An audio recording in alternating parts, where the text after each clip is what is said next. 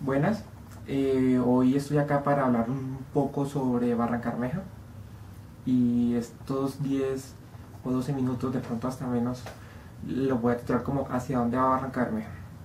El enfoque va a ser bastante económico y social, con un fuerte énfasis hacia encadenamientos productivos entre la refinería y si hay un aparato productivo alrededor de la misma que esté generando algún tipo de desarrollo o si está generando empleo.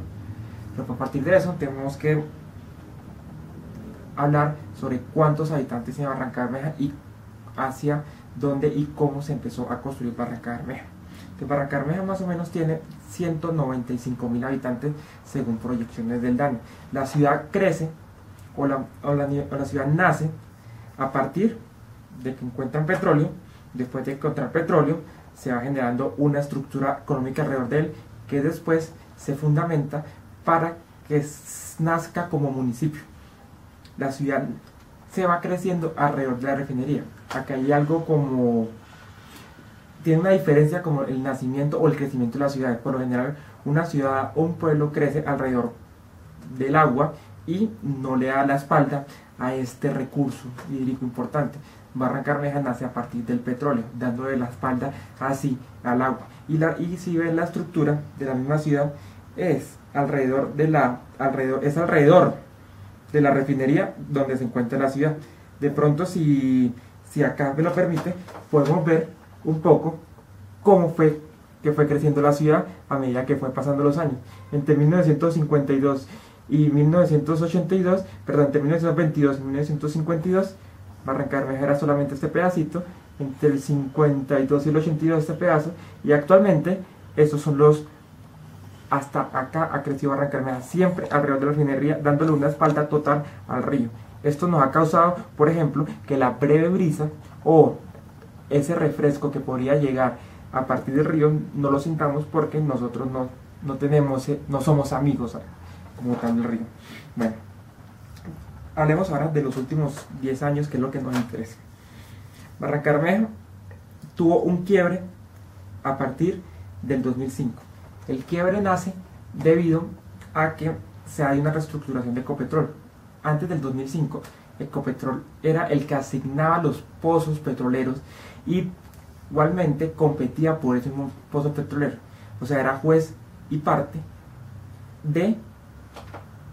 de los recursos y hacia dónde tenía que explorar. Después del 2005, al dividirse Ecopetrol entre Ecopetrol y la Agencia Nacional de Hidrocarburos, y se creó una seguridad jurídica con respecto a quienes deben competir por tales pozos o quienes no, teniendo en cuenta que Ecopetrol tenía que competir por igual de condiciones. Eso generó mayor competencia y eso generó mayor diferenciación en el mercado y que pudieran entrar otras compañías y que asimismo Ecopetrol se pudiera aliar con otras compañías para así llegar mejor a ese recurso fósil llamado petróleo. Después de eso viene también la capitalización de Ecopetrol. Ecopetrol antes del 2005 era una compañía totalmente estatal y pertenecía al gobierno central, pero tenía una figura bastante particular. Era el gobierno central, pero era descentralizado, era autónoma en la toma de sus propias decisiones. Al final de año, sí, siempre tenía que entregar una serie de utilidades al gobierno central, como sucede actualmente, pero al ser totalmente estatal, no podía darse o no podía llegar a tomar ciertas decisiones porque tenía un control bastante férreo de ciertas entidades de control, y si quería competir de tú a tú con estos monstruos como BP, como Shell, como la Oxy, como Mobil, como Texaco, pues tenía que volverse una compañía que pensara de manera privada. Así, con la primera capitalización en donde se le entregó el 10% de propiedad de Ecopetrol a muchos accionistas, y entre ellos puede ser su vecino, su amigo, su compañero, ¿cierto? Y después otros años después, entre el otro 10%, ese 20%, eso permitió que la compañía fuera de propiedad mixta, una parte privada, otra parte pública, pero la parte privada no depende solamente de una sola persona, sino un pool de accionistas que están representados por una serie de accionistas minoritarios para tomar ciertas decisiones. Pero ese detalle como tal ha permitido que Ecopetrol subcontratara y diera y negociara con capital local y con capital regional y también con capital nacional y extranjero. Bueno, retomemos.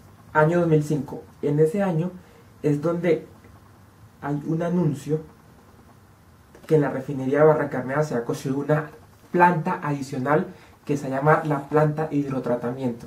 Esa planta se va a construir bajo el nuevo modelo de Ecopetrol, en donde ya está reestructurada Agencia Nacional de Hidrocarburos a un lado y Ecopetrol es de propiedad privada y pública. Entonces, ¿qué pasa? En 2 años atrás, los empresarios que están alrededor de la refinería, acompañados de la Cámara de Comercio, empiezan a decirle a la refinería y le empiezan a decir a Ecopetrol: nosotros queremos aprender a reparar máquinas, queremos aprender a reparar plantas, queremos hacer los insumos y los servicios con los que ustedes suelen contratar a empresas nacionales y a empresas del exterior. ¿Qué tenemos que hacer? Al principio Ecopetrol no les puso atención, pero a medida que iba pasando el tiempo y ellos manifestaron e insistieron que querían, Ecopetrol dijo: listo, le vamos a enseñar. Pero al principio los primeros contratos no fueron directamente con la refinería, y la contratación que hubo por parte, o que sí que hubo por parte de la refinería hasta estos pequeños metalmecánicos, hasta estos pequeños subcontratistas de refinería, se hacía con empresas que ya tenían el contrato con Ecopetrol.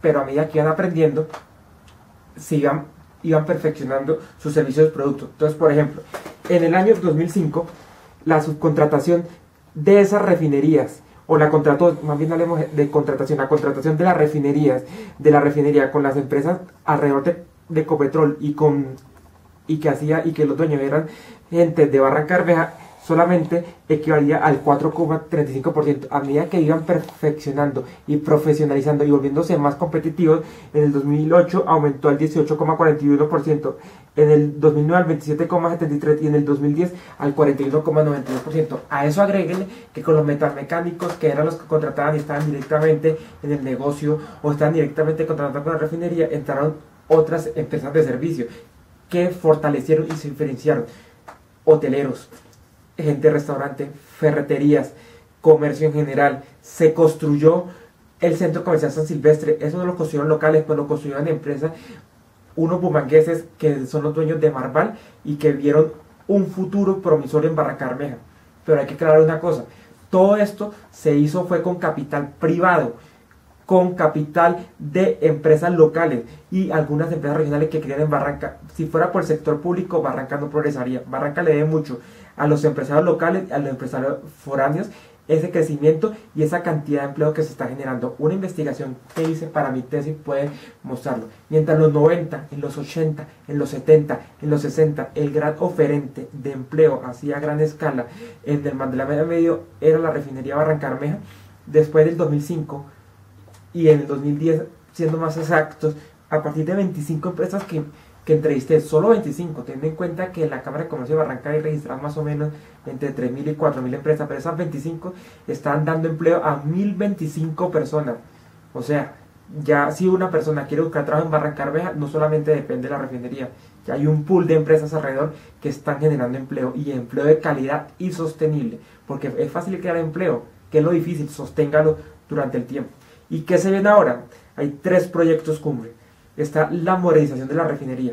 Esa modernización se van a gastar más o menos, o van a invertir en la refinería 3.000 millones de dólares de Ecopetrol. Si con hidrotratamiento, que duró entre 2005 y 2006 al 2010 o 2011, se gastaron 1.000 millones de dólares, ahora van a gastar mucho más, o sea, 3 veces más de lo que se gastó antes. Y eso va a generar empleo. ¿Por qué se ha demorado? Porque es que la parte donde va a crecer y donde se amplía la refinería necesita permisos ambientales. Cuando los tenga listo, el proyecto va a arrancar.